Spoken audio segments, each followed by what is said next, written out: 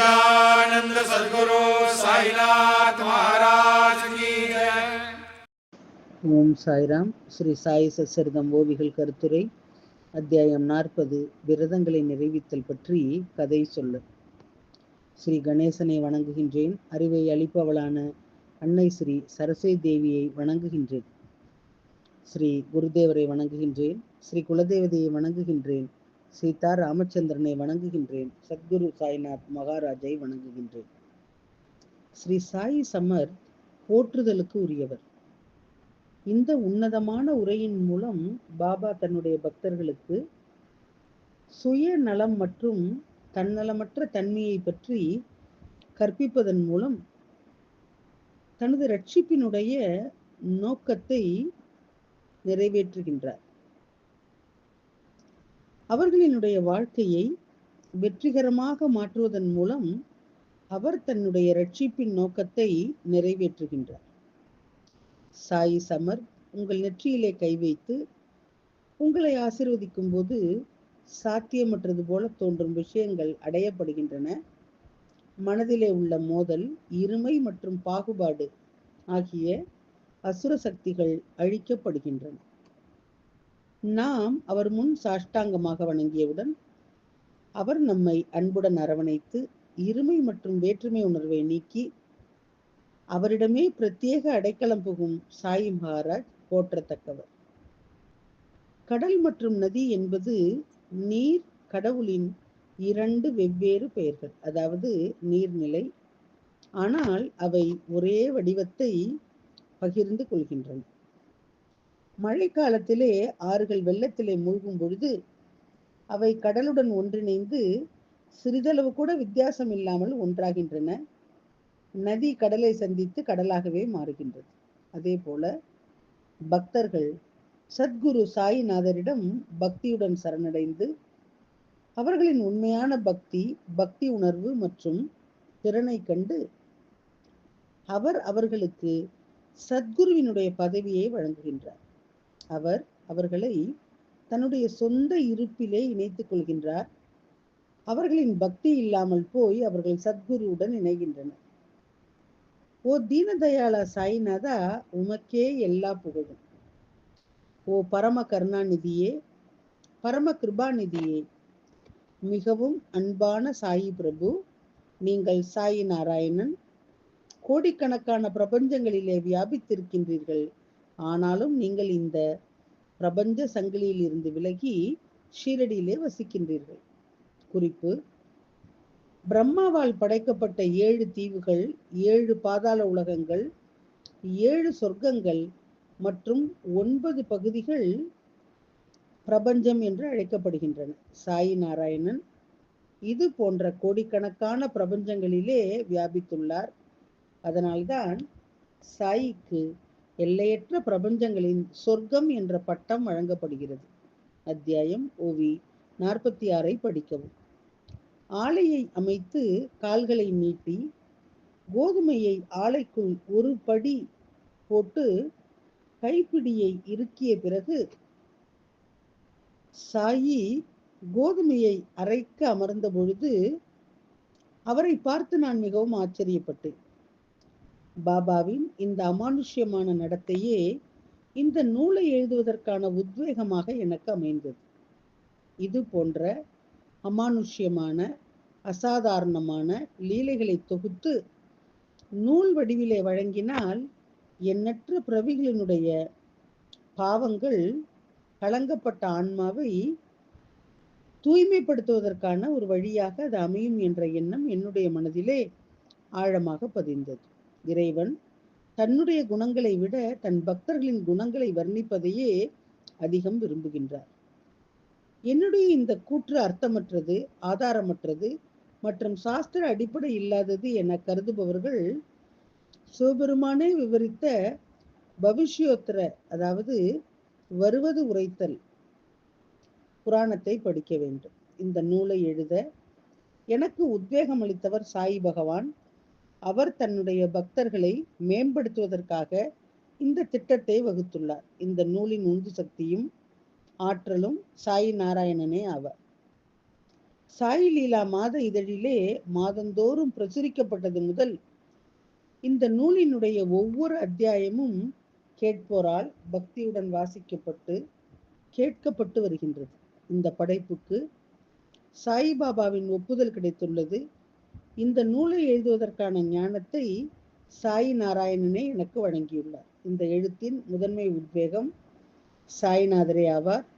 அவர் தன்னுடைய சொந்த கதையை தானே எழுத ஆணையிடுகின்றார்.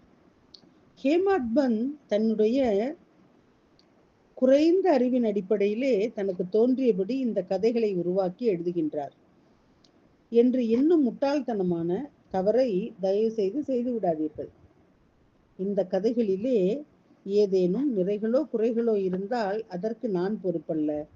தயவு செய்து அதற்காக என்னை குறை கூறவோ பாராட்டவோ வேண்டாம் என்று என் நேயர்களை பணிவுடன் கேட்டுக்கொள்கின்றேன். இந்த கதைகளின் நிறைகளும் குறைகளும் சாய் பகவானுக்கே உரியன. நான் வெறும் ஒரு கருவி. நான் சாய் நாராயணனின் கைகளில் உள்ள ஒரு பொம்மை மட்டுமே. பாபா எப்படி கடிவாளத்தை இயக்குகின்றாரோ அப்படியே என்னுடைய விதியும் அமையும்.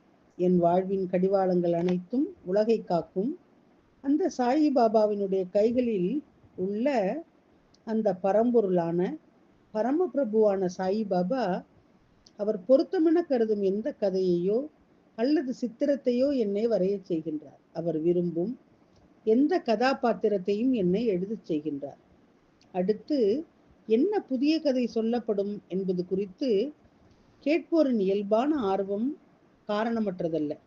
எனவே இந்த அறிமுகத்தை சற்று நிறுத்திவிட்டு குருவின் மீதான பக்தியையும் குருவின் மகிமையையும் சித்தீகரிக்கும் கதைகளை நாம் ஒன்றாக பாடுவோம்.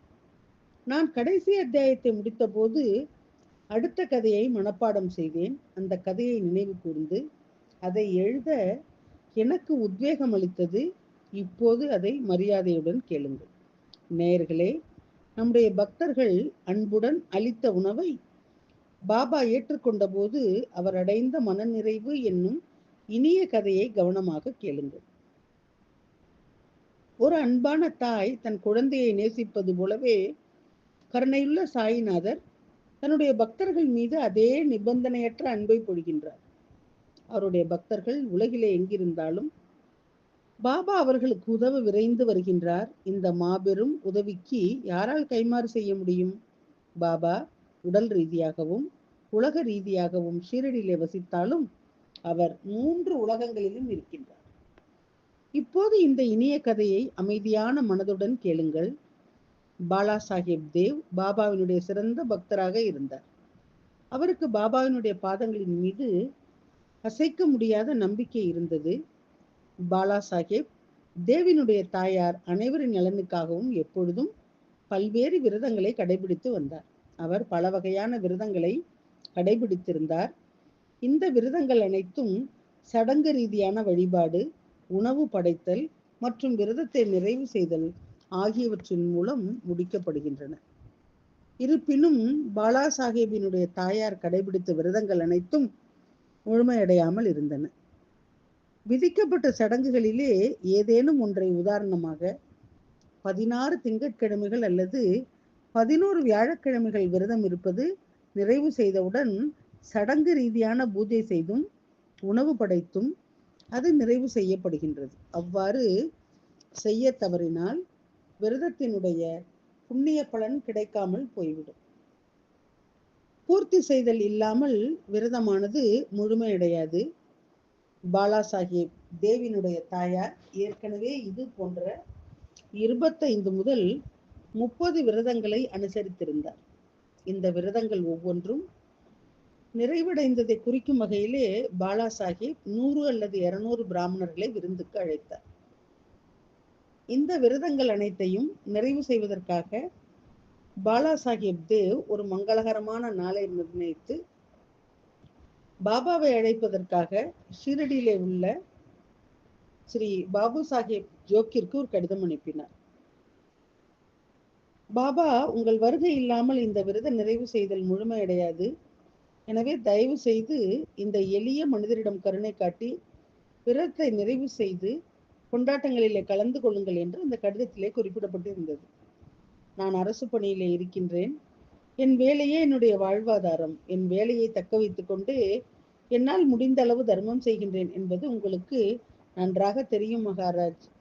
பாபா அவர்களே, தகானு கிராமத்திலிருந்து இவ்வளவு தூரம் வருவதற்கு எடுக்கும் முயற்சிக்கு பிறகும் இந்த அழைப்பை ஒரு நொடி நேரடி அழைப்பாகவே கருதி ஏற்றுக்கொள்ளுங்கள் என்று உங்களை கேட்டுக்கொள்கின்றேன். பாபு சாஹேப் ஜோக் அத்தகைய செய்திகள் அடங்கிய இந்த கடிதத்தை பாபாவிடம் வாசித்து காட்டி, பாலா சாஹேப்பின் இந்த மங்களகரமான பணியை ஒழுங்கான முறையிலே முடித்து தருமாறு கேட்டுக்கொண்டார். பாலா சாஹேப் தேவ் அனுப்பிய இந்த மனமார்ந்த அன்பான அழைப்பை கேட்டதும் பாபா கூறினார், என்னை தொடர்ந்து நினைப்பவர்களை நான் எப்பொழுதும் நினைவிலே வைத்துக் கொள்கின்றேன்.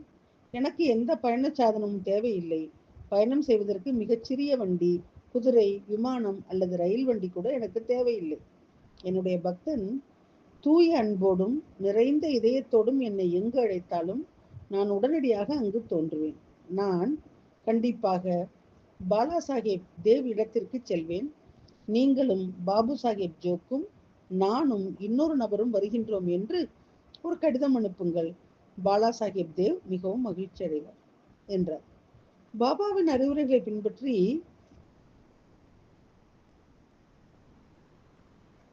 பாபு சாஹேப் ஜோக் பாலா சாஹேப் தேவுக்கு கடிதம் மூலம் தகவல் தெரிவித்தார். பாபாவின் தெளிவான தவறாத உறுதிமொழியால் பாலா சாஹேப் மகிழ்ச்சி அடைந்தார். சாய் பாபா நிச்சயமாக நம்மை சந்திக்க வருவார் என்பது இப்பொழுது உறுதியாகிவிட்டது. ஆனால் அதை நான் நேரிலே அனுபவிக்கும் நாள் என்னுடைய வாழ்வினுடைய பொன்னான நாளாக இருக்கும். ஆனால் பாபா ஷிரடியை சுற்றியுள்ள 3 கிராமங்களை தவிர வேறு எங்கும் பயணம் செய்ததில்லை என்பதும், அவர் எப்பொழுதும் ஷிரடியில் தான் வசித்து வந்தார் என்பதும் பாலா சாஹேப் தேவுக்கு உறுதியாக தெரிந்திருந்தது. 6 மாதங்களுக்கு ஒரு முறை பாபாவுக்கு விருப்பம் இருக்கும் போதெல்லாம் ரகதா, நீம்காவன் மற்றும் ரூயி ஆகிய இந்த 3 கிராமங்களுக்கும் அவ்வப்பொழுது சென்று வருவார். பாபா இந்த 3 கிராமங்களை தவிர வேறு எந்த இடமும் சென்றதில்லை. அவர் இவ்வளவு தூரம் வருவதற்கு சிறிதளவும் வாய்ப்பில்லை. அப்படி இருக்க அவர் எப்படி என்னிடம் வருவார்? ஆனால் சாய்நாத் கடவுளின் அவதாரம். அவர் பிரபஞ்சம் முழுவதும் சுதந்திரமாக உலவுகின்றார். பாபா கடவுளின் முழுமையான அவதாரம். அசாதாரணமான அற்புதங்களை நிகழ்த்துகின்றார். எனவே தகானுவுக்கு வருவது அவருக்கு ஒரு பெரிய விஷயம் அல்ல. நினைவு வந்த உடனேயே பாபா ஒரு நொடியிலே ஷிரடியில் இருந்து தகானுவுக்கு வந்து விடுவார். நேரடியானதோ அல்லது மறைமுகமானதோ பாபாவுக்கு எதுவும் சாத்தியமற்றதல்ல. அவர் நிச்சயமாக இங்கே நேரிலே வந்து சேர்வார். வானம் கூட அதை பற்றி அறியாது. ஏனென்றால் ஸ்ரீ சாய்நாத் எங்கும் நிறைந்தவர். உயிருள்ள மற்றும் உயிரற்ற அனைத்து பொருட்களிலும் ஊடுருவியுள்ள பாபாவின் செயல்கள் இயற்கைக்கு அப்பாற்பட்டவை. அவர் வந்து செல்ல என்ன தேவை இருக்கின்றது? தனது தெய்வீக சக்தியால் கண்ணிமைக்கும் நேரத்திலே அவர் இங்கே தோன்றுகின்றார். இந்த சம்பவத்திற்கு 1 மாதத்திற்கு முன்பு ஒரு துறவி தகானு கிராமத்திற்கு சென்றிருந்தார். அவர் தகானு ரயில் நிலையத்திலே நிலைய அதிகாரியை சில வேலைகள் தொடர்பாக சந்தித்திருந்தார். அந்த துறவி ஒரு பசுக்கள் காப்பகத்தின் தன்னார்வலராகவும் பரப்புரையாளராகவும் இருந்தார். மேலும் அந்த காப்பகத்தினுடைய நிதி உதவி செய்வதற்காக நன்கொடைகளை சேகரிக்க வந்திருந்தார். துறவியின் உடை அவர் ஒரு வங்காளி என்பதை உணர்த்தியது. நிலைய அதிகாரி அவருக்கு உதவ ஒரு திட்டத்தை வகுத்தார். நன்கொடைகள் திரட்டுவதற்காக தகானு கிராமத்திற்கு செல்லுமாறு அவர் துறவிக்கு அறிவுரை கூறினார். அங்கு அவர் வசதியாக வாழ்வார் என்றும் அவரிடம் கூறினார். அத்தியாயம் 40. விரதங்களை நிறைவித்தல் பற்றி கதை சொல்லல், ஓவிகள் மற்றும் கருத்துரை அடுத்த தொடரிலே கேட்கலாம். சாயியை பணிவோம். சாந்தி நிலவட்டும். ஓம் சாய்ராம். श्री सच्चिदानंद सद्गुरु साईनाथ महाराज की जय।